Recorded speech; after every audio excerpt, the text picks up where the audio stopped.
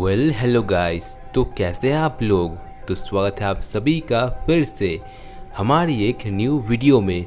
और आज मैं फिर से शिनचैन के नए हॉरर एपिसोड को एक्सप्लेन करने वाला हूँ। ये एपिसोड बाकी एपिसोड से बहुत ही अलग है क्योंकि यहाँ पर कोई ऐसा आता है जो कि शिनचैन की जान लेने की कोशिश करता है।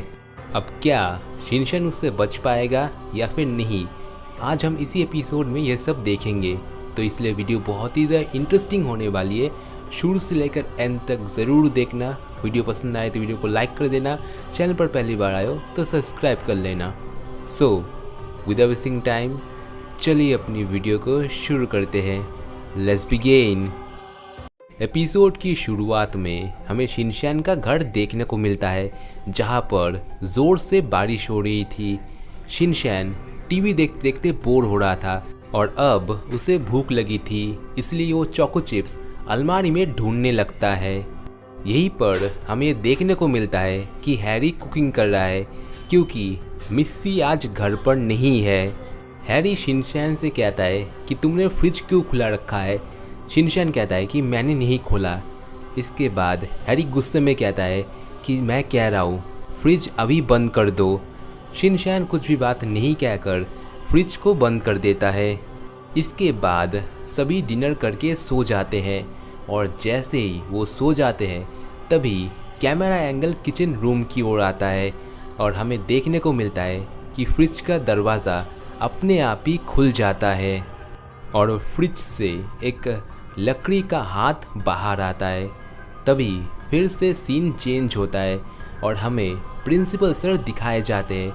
प्रिंसिपल सर कहते हैं, कितनी अजीब बात है ना, कभी कभी कुछ चीज़ें हम इस्तेमाल करते हैं और उनमें जान आ जाती है, लेकिन कभी कभी हम किसी चीज़ का इस्तेमाल कम करते हैं फिर भी उनमें जान आ जाती है। और हमें पता चलता है कि जो फ्रिज से निकला है वो असल में एक स्नोमैन है। इसके बाद सीन चेंज होता है और हमें पास्ट का वक्त दिखाया जाता है जहाँ सर्दियों के मौसम में शिनचैन बर्फ़ से एक छोटा स्नोमैन बनाता है और ज़िद करता है कि वो स्नोमैन को फ्रिज में रखेगा। और क्योंकि वो छोटा था इसलिए मिस्सी भी उसे मना नहीं करती। शिनचैन उस स्नोमैन से वादा करता है कि वो हर रोज़ फ्रिज खोलकर उसके साथ खेलेगा। और वक्त बीतने लगता है। शिनचैन अपने वादे के बारे में भूल जाता है। खेलना तो दूर की बात, वो स्नोमैन को देखता भी नहीं।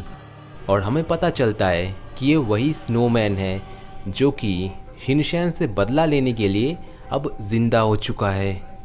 इसके बाद ही बाहर ज़ोर से बिजली चमकती है। इसके बाद हमें सुबह का वक्त दिखाया जाता है जहाँ शिनचैन बाथरूम में जा रहा था ब्रश करने और वहीं पर बाथरूम के छत पर वो स्नोमैन प्लान बनाता है कि वो छत के ऊपर बैठकर शिनचैन के सिर में एक लुकीली चीज़ को घुसा देगा। लेकिन जब वो गिराता है तब शिनचैन के सिर से लगकर ही वो बर्फ़ का टुकड़ा टूट जाता है क्योंकि शिनचैन ने यहाँ पर एक्शन कामिंग मास्क पहना हुआ था। फिर दोपहर में शिनचैन टीवी देख रहा होता है और तभी स्नोमैन प्लान करता है कि वो अपनी बर्फ़ का इस्तेमाल करके शिनचैन को जमा देगा। लेकिन उससे पहले वो कुछ कर पाए तभी शिनचैन अपने एक टॉय को लात मारता है और वो टॉय जाकर सीधे उस स्नोमैन को टकरा जाता है।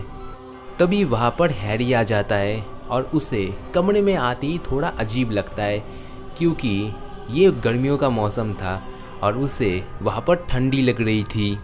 इसके बाद हमें ये देखने को मिलता है कि आसमान में काले बादल छाने लगते हैं।